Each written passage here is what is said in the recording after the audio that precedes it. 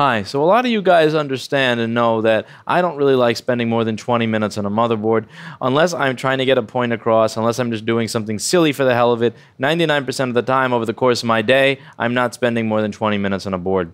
Now, there are times where I understand what you're thinking. I understand that you may have been working on a board and it had a green light and then it just didn't have a green light. Or you had it on and it was turning on, it just didn't have any video and it wasn't chiming, it had no CPU V-core, and you're measuring and you're working on it and you're changing things and then it just turns off and dies and never turns on again. So you put the old components back on and it still dies, it just doesn't turn on again.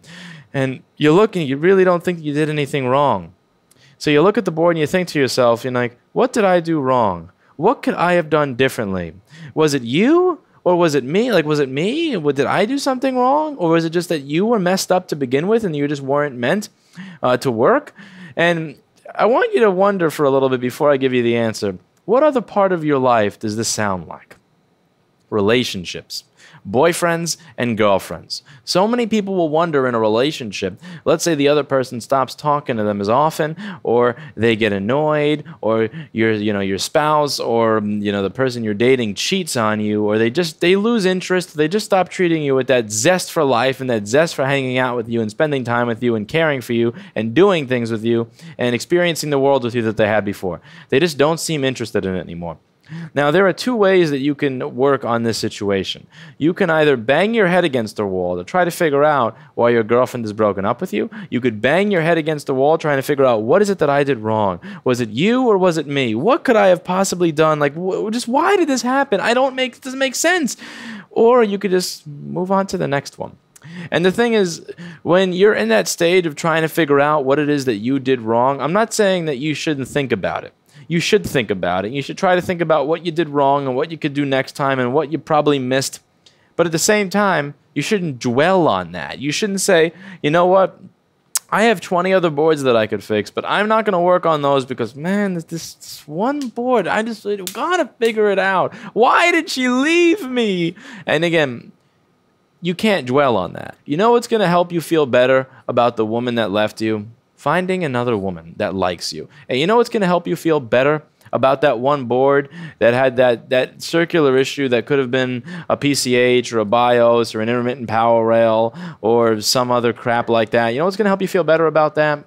Getting in a backlight fuse, and then getting in a no CPU V-core because of some stupid resistor, and then getting a BIOS one in, and then getting current sensing resistors in, and then getting one that needs this one power rail done, and then getting one of these two power rails done, but one of them has no power rail because it's shorted to ground, and the other one, power rail on that board is missing because of an enable signal that you need to run a wire to. What's going to make you feel good is moving on to the next one, fixing that next one, making that next one work. The more you get working, the better your confidence is, the happier you are, the more your brain turns on, and the better you feel. And fuck that one board that you couldn't figure out. The same way I would say, fuck that one woman that cheated on me. Who cares? You know what? That sucks. I'm going to think about what I could have done better. I'm going to think about how I could have noticed it sooner. I'm going to think about how maybe I wasn't making her happy. What is it that I could have done that would have made her happier? What is it that I could have done to be a better person? I'm going to spend about all the 90 seconds thinking about that before I move on to the next one.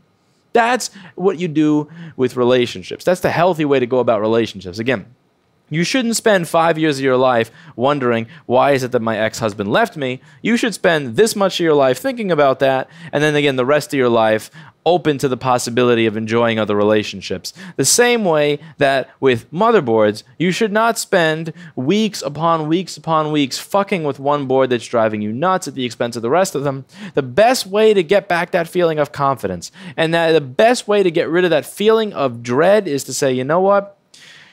I can't figure this out, and I know that I probably should have been able to.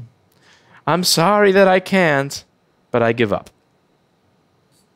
And I'm not saying that you should do some fucked up shit with that. I'm not saying that you should sell that board on eBay as easily fixable. I'm not saying that you should give other people hope that that's going to be an easy fix, because that would be bullshit.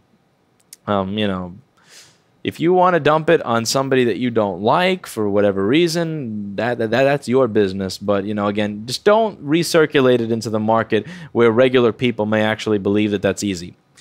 But what I am saying is that whatever you do, find a way to move on. Because you're going to feel like a failure.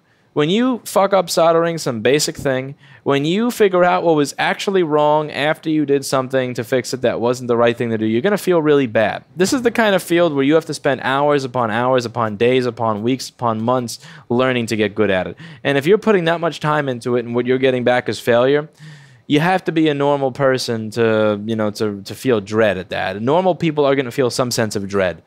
And there's really nothing you can do about that dread to get rid of it other than move on to the next one. I cannot tell you how many times I've dealt with something where I've solved like 20 problems in a row, only for the 21st problem to be something that I couldn't figure out. And to this day, that just gives me that little feeling of, man. And the best way to get rid of that feeling, next ticket, next board in the slot, next machine that I buy, just get rid of it, get it off of your table, get it out of your mind. I'm here to tell you I understand that feeling, and I'm here to tell you the best way to get over it, the same way it is in relationships, move on to the next one. Don't spend years of your life wondering why your ex-husband cheated on you. Don't spend years of your life wondering why this woman that you're waking up to is no longer excited to be waking up next to you anymore. Just move on.